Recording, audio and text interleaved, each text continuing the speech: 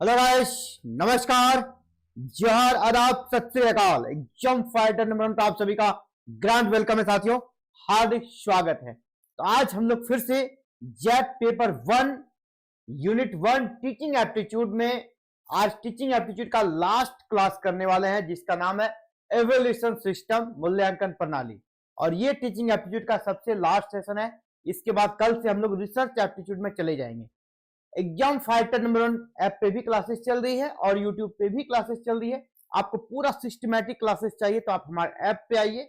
App पे classes के साथ पीडीएफ नोट्स, प्रैक्टिस सेट भी मिलेगा और यहां पर क्लासेस आपको सिर्फ मिल जाएगी, लेकिन पीडीएफ नोट्स, प्रैक्टिस सेट नहीं मिल पाएगी यूट्यूब पे, और थोड़ा यहाँ सिस्टमैटिक नहीं मिल पाएगा। वहां पूरा अरेंज क्लासेस रहेगा और बेटर कह सकते पूरा सप्लीमेंट, जिसको कहते हैं ना सक्सेस का जो जितनी भी चीजें चाहिए सक्सेस के लिए, वो हर चीज आपको ऐप पे मिल जाएगी। तो दोनों ही प्लेटफॉर्म पे क्लासेस है, आपको जहां भी चाहिए क्लासेस मिल जाएगी। यूट्यूब पे देखना है तो बस चैनल को सब्सक्राइब कर लीजिएगा। अगर ऐप पे आना है तो ऐप को डाउनलोड कर लीजिएगा। ऐप का लिंक इस वीडियो के डिस्क्रिप्शन बॉक्स में दिया गया है। ऐप का नाम है एग्जाम फाइटर नंबर 1 ऐप, जिसका लिंक इस वीडियो के नीचे है, उसको डाउनलोड कर लेना है और अपने मोबाइल पे रखना है। टिल एग्जाम तक क्लासेस चलेगी। तो चलिए आज हम लोग देखेंगे एवोल्यूशन सिस्टम। एवोल्यूशन सिस्टम यानी मूल्यांकन प्रणाली।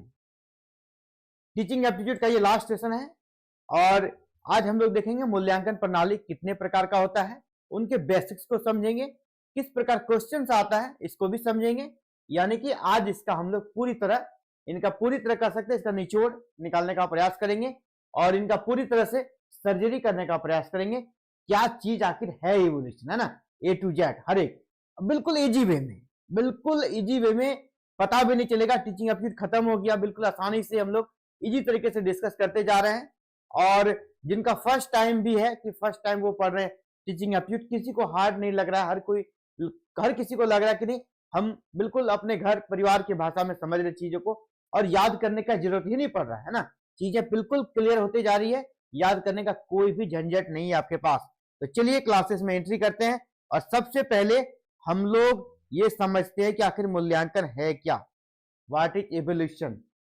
ठीक है, ये आखिर होता क्या है, आप सभी इससे परिचय है ना। बस है कि आपके यहाँ सिलेबस में आ गया है तो कुछ अलग नहीं है, बस है कि कुछ चीजें ऐड। हम लोग साधारण चीजों में समझते हैं मूल्यांकन यानी टेस्ट, है ना, लेकिन उसके भी अलग अलग टाइप्स हैं, उसको देखना है। तो मूल्यांकन क्या है, तो मूल्यांकन को अगर हम 2-3 वर्ड में देखें तो मूल्यांकन एक निरंतर, ठीक है, कॉन्टिन्यूअस, योजनाबद्ध, बिल्कुल प्लान, वैज्ञानिक प्रक्रिया यानी साइंटिफिक प्रोसेस है। मूल्यांकन एक निरंतर, योजनाबद्ध और वैज्ञानिक प्रक्रिया है, जिसमें हम यह तय करते हैं कि जो हम शिक्षण यानी टीचिंग जो दिए रहे हैं, यानी हम जो आपको टीच कर रहे हैं, इसका हमारा ऑब्जेक्टिव क्या है, हमारा उद्देश्य क्या है, क्या वो पूर्ति हो रहा है या नहीं, ठीक है, वो हमारा फुलफिल हो रहा है या नहीं। पहला हमारा ये है, ठीक है, पहला ये है कि हम लोग ये जानते हैं इससे कि उद्देश्य जो हमारा ऑब्जेक्टिव है वो पूरा हुआ कि नहीं।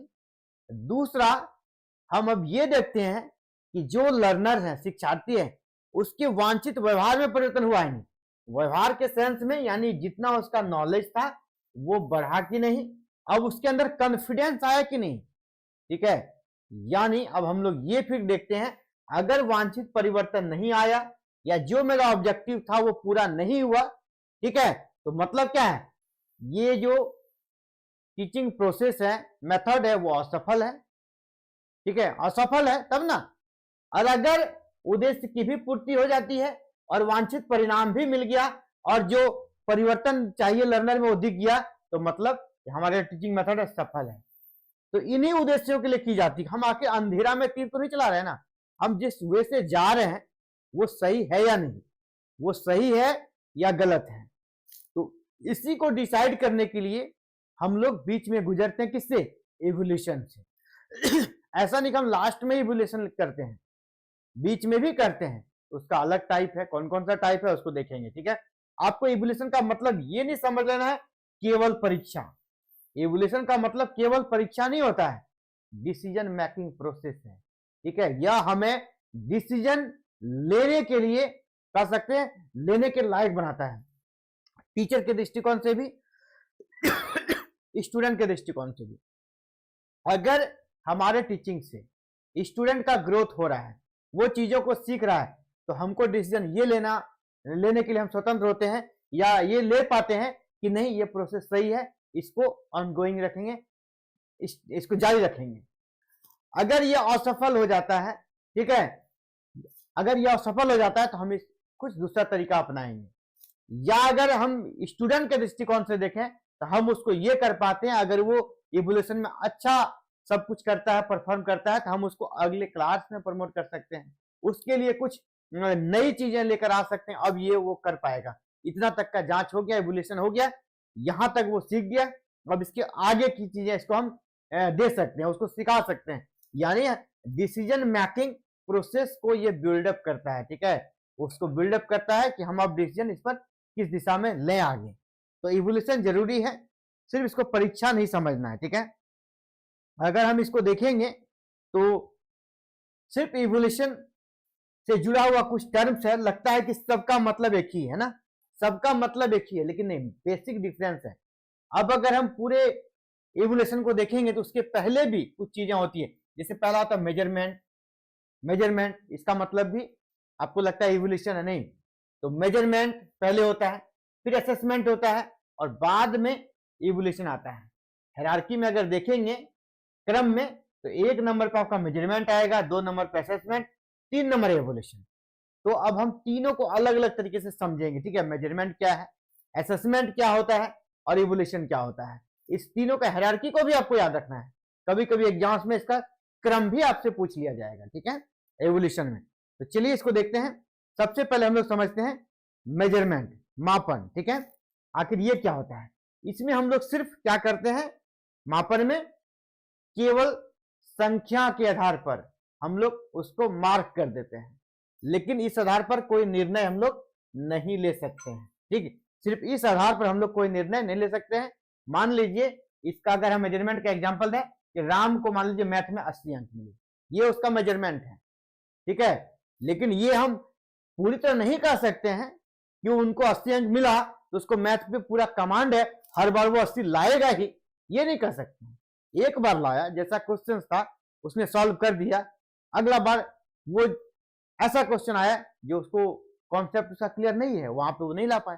तो इसके आधार पर हम ये किसी के बारे में माइंड में सेट नहीं कर सकते, कोई डिसीजन हम नहीं ले सकते हैं कि उनका अब मैथ अच्छा ही होगा राम का, ये नहीं हो सकता। यानी यहाँ पर हम निर्णय लेने में असमर्थ रहते हैं, निर्णय नहीं ले पाते हैं, ये बस एक संख्या बताता है, अंक बता देता है, मेजरमेंट यही है, ठीक है।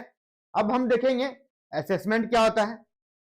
असेसमेंट थोड़ा उससे एडवांस चीज है, ठीक है, मेजरमेंट से एडवांस चीज है असेसमेंट। यहां पे हम मापन करते हैं, मेजरमेंट भी करते हैं, और फिर प्रगति का अनुमान भी करते हैं। यानी हम उसका मापन अंक में करते हैं, मापन कर लेते हैं, फिर उसका प्रोग्रेस का अनुमान लगाते हैं, पिछला लेवल उसका क्या था, आज वो क्या है, ठीक है। यानी उसके सीखने की स्थिति का पता चलता है कि वह प्रोग्रेस कर रहा है, ठीक है, प्रोग्रेस कर रहा है। तो ये होता है असेसमेंट, ठीक है। राम की गणित में अच्छी पकड़ है, राम की गणित में अच्छी पकड़ है, यहां से आपको पता चल जाएगा, क्योंकि पिछला बार से फिर वो आगे बढ़ा है ना, पिछला बार लेवल से वो आगे बढ़ा, इसका मतलब है कि वह बार बार अच्छा कर रहा है, यानी उसकी राम की गणित में पकड़ अच्छी है।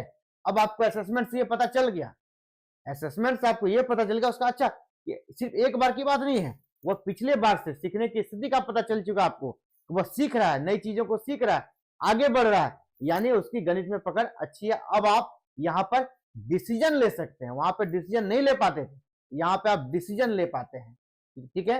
यानी मेजरमेंट से ज्यादा आपका एडवांस है क्या, असेसमेंट।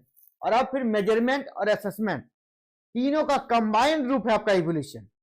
इवोल्यूशन क्या है कि हमने उसको मेजरमेंट किया,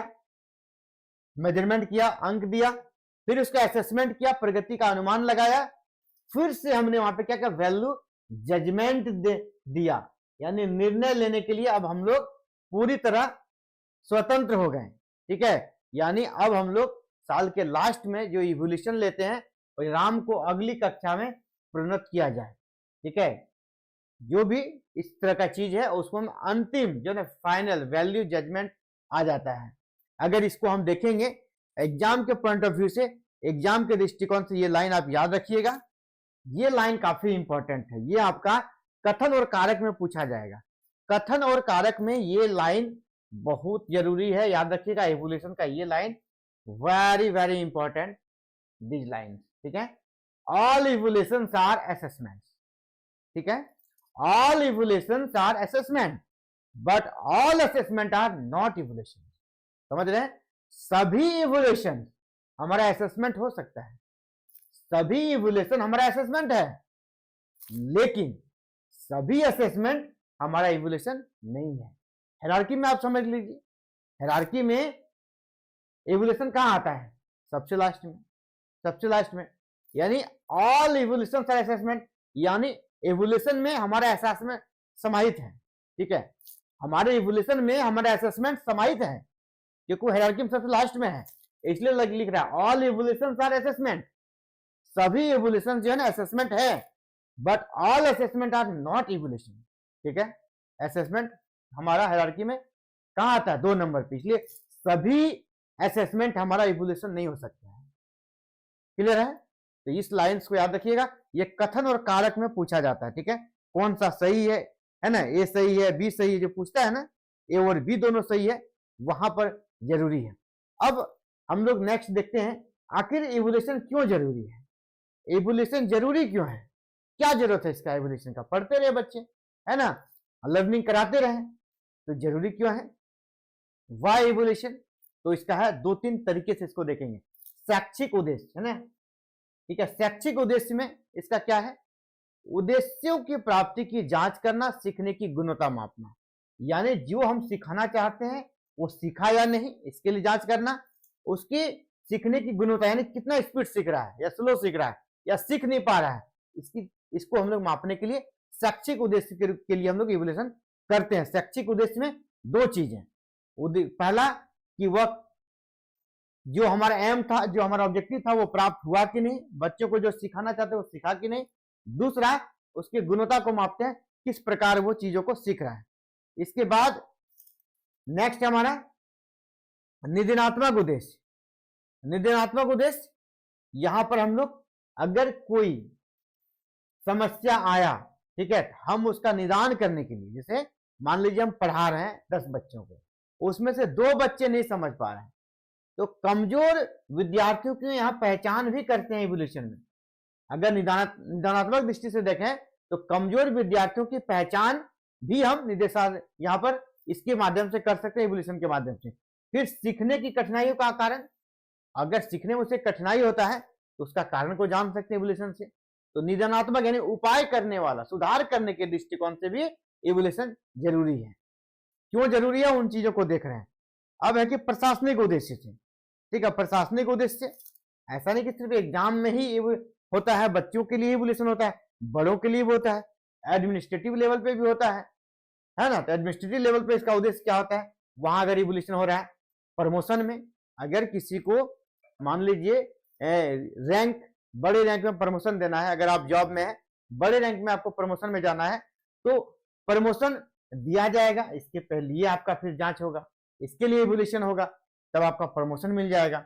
मान लीजिए आप जेट का एग्जाम दे रहे हैं, ठीक है, अभी जेट का एग्जाम देने वाले हैं, तो जेट के एग्जाम में आपका आप चयनित हो जाएंगे, तो ये प्रशासनिक उद्देश्य रहता है, इसलिए इवोल्यूशन हो रहा है।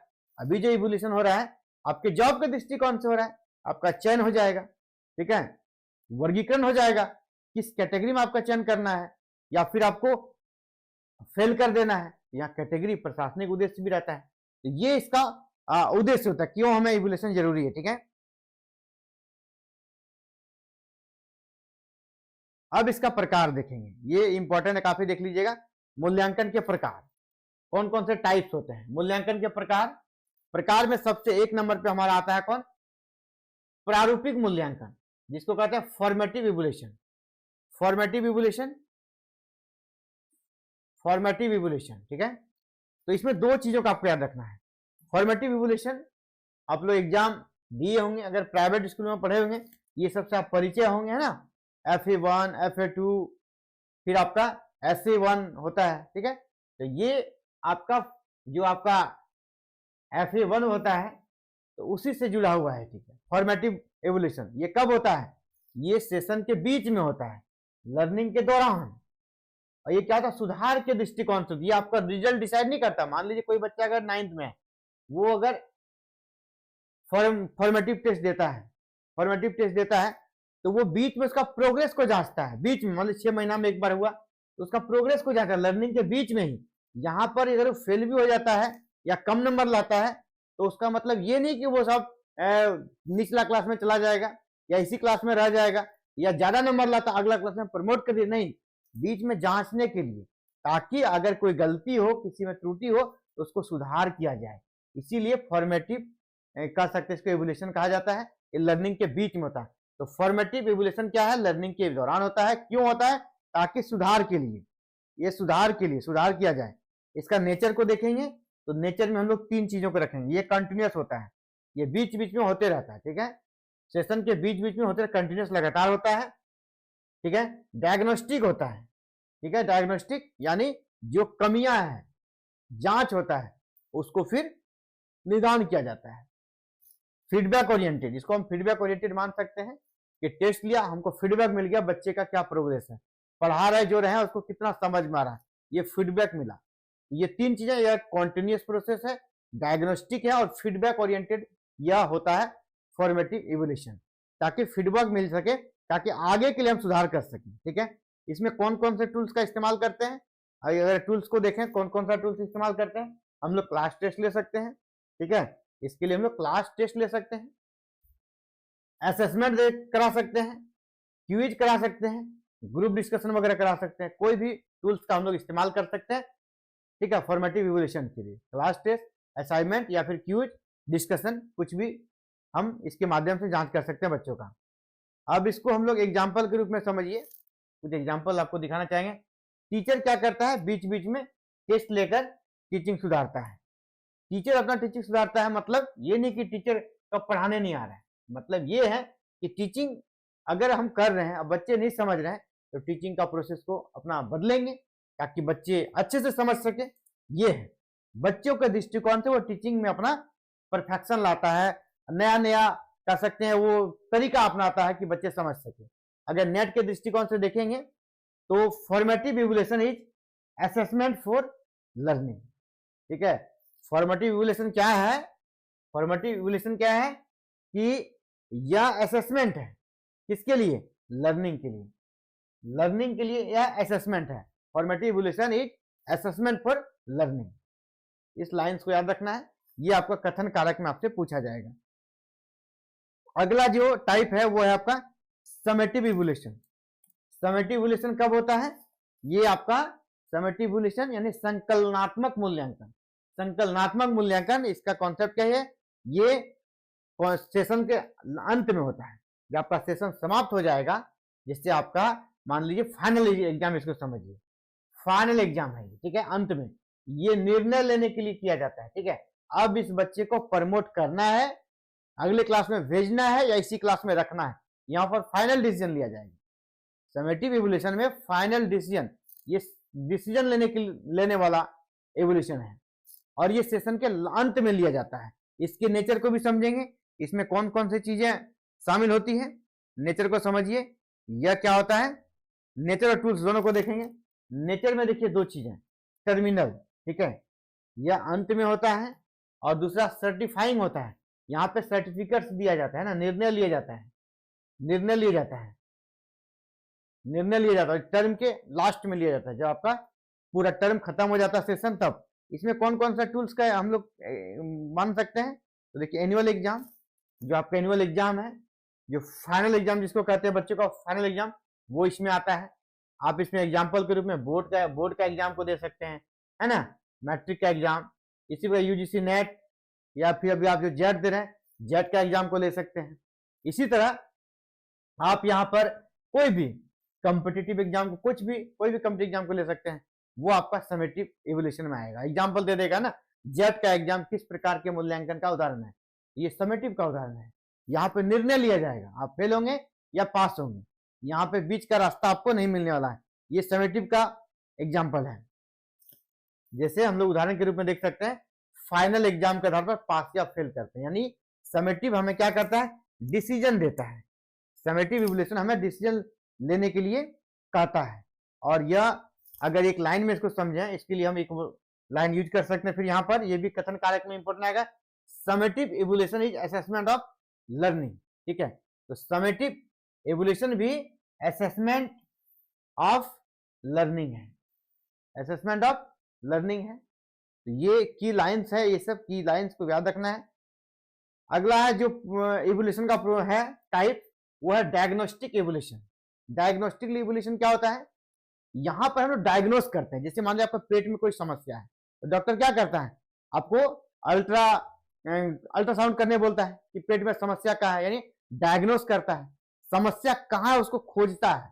तो यहां पर क्या होता है, डायग्नोस्टिक इवोल्यूशन जब होता है, समस्या को खोजा जाता है कि समस्या आखिर है कहाँ, ताकि वहां पे सुधार, या कि बच्चा को हम पढ़ा रहे हैं मैथ, आखिर वो कहां पर नहीं समझ रहा है, सिर्फ वहीं पर पिन करके उसको समझा देना है, फिर ये प्रोसेस चलते रहेगा। तो यहाँ समस्या को खोजा जाता है, किस जगह पे वो नहीं समझ रहा है। ठीक है, इसी को बोलते हैं डायग्नोस्टिक इवोल्यूशन। डायग्नोस्टिक इवोल्यूशन कब किया जाता है, जब छात्र बार बार असफल हो। ठीक है, जब आप बता रहे हैं एक ही चीज और बार बार वो नहीं समझ रहा है, तब आपको डायग्नोस्टिक इवोल्यूशन पे जाना होगा। आप एक ही चीज को बार बार बता रहे हो, समझ नहीं पा रहा कि कहां पे दिक्कत है, तब आपको समझना होगा इसका प्रोसेस क्या है। इसमें सबसे पहले आपको प्रॉब्लम ढूंढना होगा, आखिर प्रॉब्लम कहाँ है, समस्या कहाँ है, समझ क्यों नहीं रहा है, बार बार फेल हो जाके समस्या कहाँ है, ये आप क्या कीजिए, डायग्नोसिस कीजिएगा, निकालिएगा, समस्या पहचानिए, फिर निकालिएगा, फिर इसके लिए रेमेडी, इसके लिए रेमेडी यानी फिर से उसके लिए आप उपाय कीजिएगा, यानी स्पेशल क्लास वगैरह, रिमेडियल क्लासेस वगैरह आपको डालना होगा। स्पेशल क्लास कमजोर बच्चों के लिए स्पेशल क्लास जो होता है, इसी कह सकते हैं डायग्नोस्टिक जो आपका प्रोसेस है इवोल्यूशन का, वहीं पे होता है। रिमेडियल क्लासेस वगैरह जो कॉलेज में चलता है। ठीक है, अगर एग्जाम्पल के तौर पे इसको देखेंगे, हम लोग एग्जाम्पल में से समझ सकते हैं, इसको एग्जाम्पल में समझते हैं। मान लीजिए कोई छात्र गणित में फेल हो गया। ठीक है, गणित में फेल हो गया, गणित में फेल हो गया। अब हम लोग जांच किए, क्या हुआ, उसका कॉन्सेप्ट टेस्ट, यानी कॉन्सेप्ट ही सही नहीं है, वो चीजों को, फार्मूला को सही समझ नहीं पाया, कॉन्सेप्ट नहीं है। तो उसके लिए क्या करेंगे, हम रिमेडियल टीचिंग करेंगे, रिमेडियल टीचिंग करेंगे यानी स्पेशल क्लास देंगे उसके लिए। यानी कह सकते हैं हम diagnostic evolution proceeds remedial teaching. Remedial teaching जो का कॉन्सेप्ट है वो कहां से आया है, डायग्नोस्टिक इवोल्यूशन से। अगर डायग्नोस्टिक इवोल्यूशन नहीं करते तो रिमेडियल क्लास उसके लिए हो नहीं पाता, और फिर उस बच्चे का जो जानकारी है ना, वो अधूरा ही रह जाएगा। ये भी इवोल्यूशन काफी जरूरी है। अगला, और एग्जाम के दृष्टिकोण से बहुत जरूरी, एग्जाम के दृष्टिकोण से बहुत इंपॉर्टेंट है आपके लिए, और ये अभी समय का डिमांड है। ठीक है, जिस इवोल्यूशन का बात करेंगे वो हम बात करेंगे CCE। CCE कभी कभी तो आपको सीधे इसका फुल फॉर्म पूछ लिया जाएगा, CCE, जिसको हिंदी में कहते हैं सतत एवं व्यापक मूल्यांकन। सतत एवं व्यापक मूल्यांकन, सतत यानी continuous and comprehensive evolution. Continuous and comprehensive evolution क्या है, तो कॉन्टिन्यूअस का समझ रहे हैं, बार बार मूल्यांकन। कॉन्टिन्यूअस जो नाम से स्पष्ट है, मतलब क्या हो गया, बार बार मूल्यांकन करना है, कॉन्टिन्यूअस बार बार मूल्यांकन करना है, लगातार मूल्यांकन करना है, जिसको आप जो फॉर्मेटिव टेस्ट होता है उसका मतलब यही है। फॉर्मेटिव टेस्ट इसी का एक पार्ट है, हम 2 बार लिए फॉर्मेटिव टेस्ट, है ना, इंटरनल एग्जाम हम 2 बार लिए, ये सब इसी का हिस्सा है, CCE का ही हिस्सा है। कॉन्टिन्यूस हम बार बार टेस्ट ले रहे हैं, इंटरनल एग्जाम हम 2 बार ले लिए, है ना, फॉर्मेटिव टेस्ट 2 बार ले लिए, ये सब इसी का हिस्सा है कि कॉन्टिन्यूस तरीके से हमें टेस्ट लेना है। इसके बाद इसका दूसरा पार्ट है कंप्रिहेंसिव, इसमें बहुत सारी चीजें रहती है। कंप्रिहेंसिव टेस्ट में क्या होता है, जिसको कहता है समग्र मूल्यांकन। कंप्रिहेंसिव में समग्र होता है, यहाँ पे कॉग्निटिव लेवल पे टेस्ट करते हैं, अफेक्टिव लेवल पे टेस्ट करते हैं, और साइकोमोटर लेवल पे टेस्ट करते हैं। यानी कॉग्निटिव क्या हो गया, कॉग्निटिव हो गया ज्ञान के स्तर पे, हम यहाँ पे ज्ञान के स्तर पे, नॉलेज के स्तर पे उसका चेक किए पहले, नॉलेज में क्या स्थिति है। अफेक्टिव ने भावनात्मक रूप से, इसका हो गया भावनात्मक रूप से, भावनात्मक रूप से क्या उनका स्थिति है ना, किस प्रकार का लर्नर है, उसकी भावनाएं किस प्रकार है, किस प्रकार वह चीजों को समझ रहा है। ऐसा तो नहीं कि शर्म से क्लास में नहीं पूछ रहा है, ऐसा तो नहीं कि उसके अंदर डर है, इसका भी हम लोग टेस्ट करते हैं, टेस्ट लेना पड़ेगा। कॉम्प्रिहेंसिव में ये सब चीजें भी आती है। सिर्फ ज्ञान नहीं देना है, बल्कि ज्ञान वो ले रहा है तो कितना कॉन्फिडेंस है उसके अंदर, कितना अच्छा से उसको फिर वो बता पाता है, यानी वो चीजों को कितनी गहराई से समझा है, कितना कॉन्फिडेंस है, उसकी भावना किस प्रकार है, क्या वो डर डर के बोल रहा है, ये सब चीजों को देखना, उसके भावना को देखना है, इमोशन को देखना है।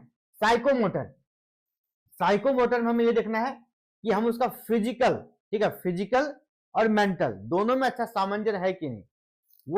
वो जैसा शरीर से दिख रहा है, क्या वो मन से भी वैसा है, या मन से जैसा है वैसा उसका शरीर में एक्टिविटी हो रहा है या नहीं हो रहा है। यानी तन और मन, तन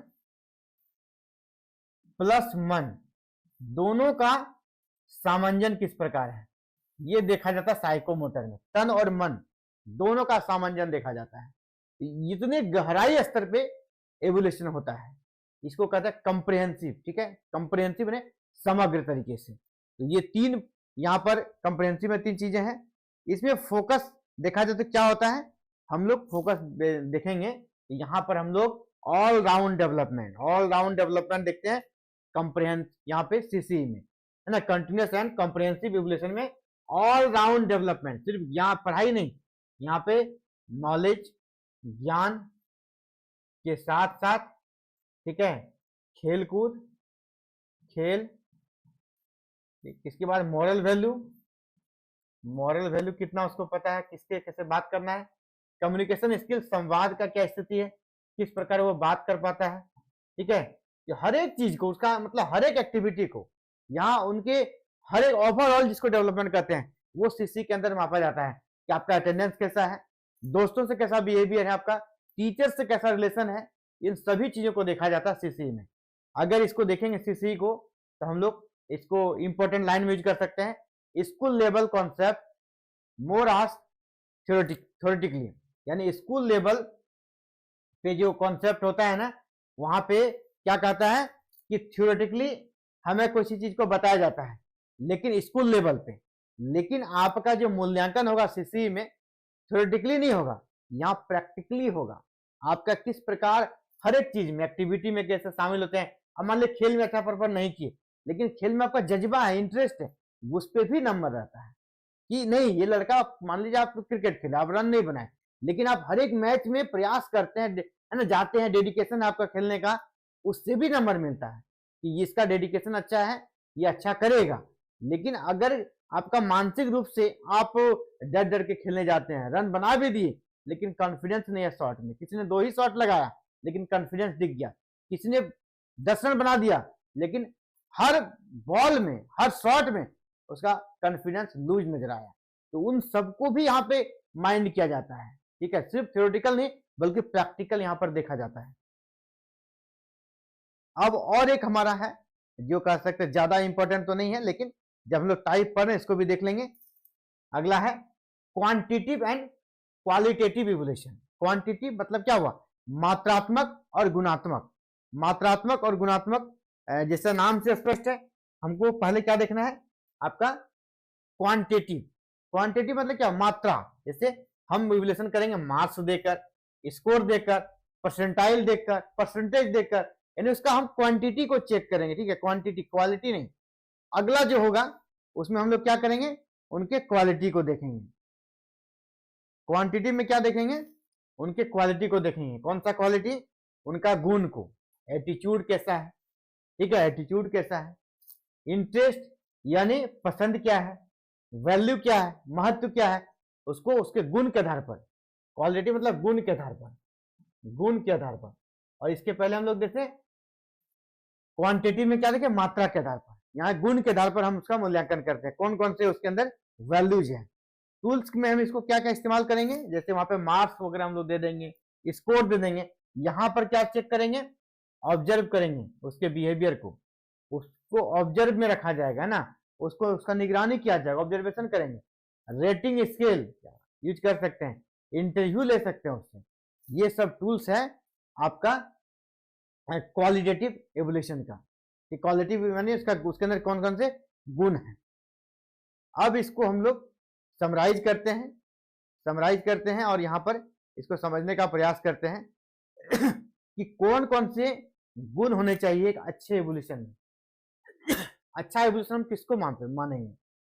अच्छा एवोल्यूशन हम उसको मानेंगे जिसका कि वैलिडिटी, यानी वह सही चीज मापे, बिल्कुल सही के करीब रहे।